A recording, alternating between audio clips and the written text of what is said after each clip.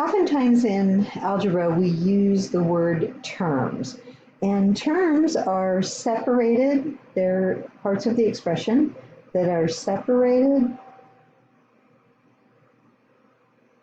by addition and subtraction. Addition or subtraction. If we have a term, like let's say we have 4x squared. Now see, there's no adding or subtracting in there. That's multiplication, right? 4 times x squared. That is considered a term, one term, and the coefficient is the number in front of the variable stuff. So the coefficient here is 4.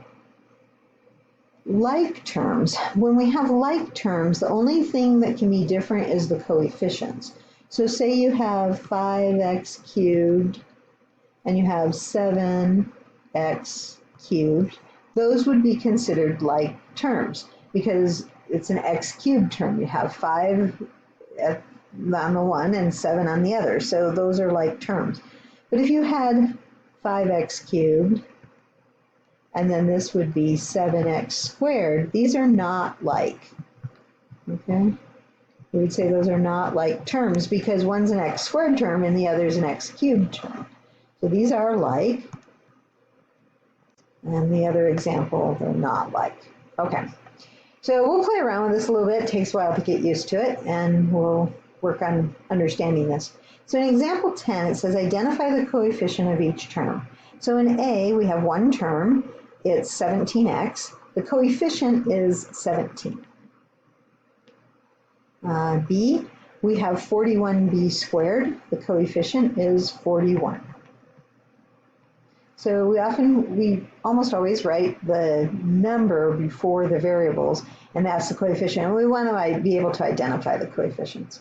Now on C there, it's just a z. You have to think of it as a 1 times z. And so the coefficient is 1. So sometimes students will write the 1 in just to help them remember that it has a coefficient of 1. You don't have to write the 1 in. Okay. Example 11, identify the like terms. Well, here I have a 9, just a 9. Do I have anything else that's like a 9 where it doesn't have any letters? Yeah, the 15. So 9 and 15, those are like terms. Okay, are there any others that are like terms? Well, I have a 2x cubed. Do I have any other x cubes? Yes, the 8x cubed. So 2x cubed and 8x cubed. Those are like terms. And then, let's see. I've got a y squared. Do I have any other y squareds? I do, an 11y squared.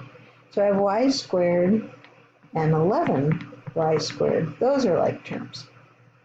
And then I have a 9y, but there aren't any other y terms, so it's just, it's all alone. Okay, example 12.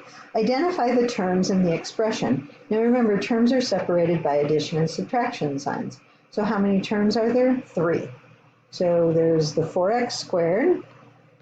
Write 4x squared, that's one term. The 5x, that's another term. And then the 17, that's also a term. So there are 3 terms here. 3 terms. They didn't ask us how many, but they just wanted them identified. Okay. And then on example 13, they want us to simplify. And what we're going to do is when terms are alike, we can combine them. So I'll do this one in detail here.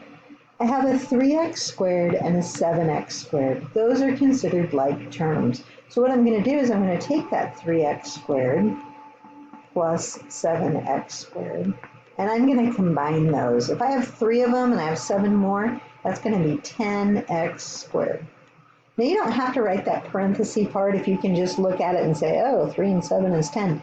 That's fine, but I'm trying to show you a little bit of detail here. Okay, now I have a 7x, right? So are there any other x terms? Yeah, 9x. So I'm going to take that 7x plus the 9x, and I'm going to add those together, and that's going to give me 16x plus 16x. And then finally, let's see, I did use screen. All right, I've got a 9 and an 8. Those are alike, so 9 plus 8. And I'm going to combine those. That's going to be 17 plus 17. And that's how we would simplify that expression. So you're looking for the like terms. We found x squared, 2x squared terms, so we added them together. We found 2x terms, we added those together. And then we found two, they're just constants. 9 and 8 are constants, and we can add 9 and 8. That's how we got the 17. And I think that's it for this. Okay.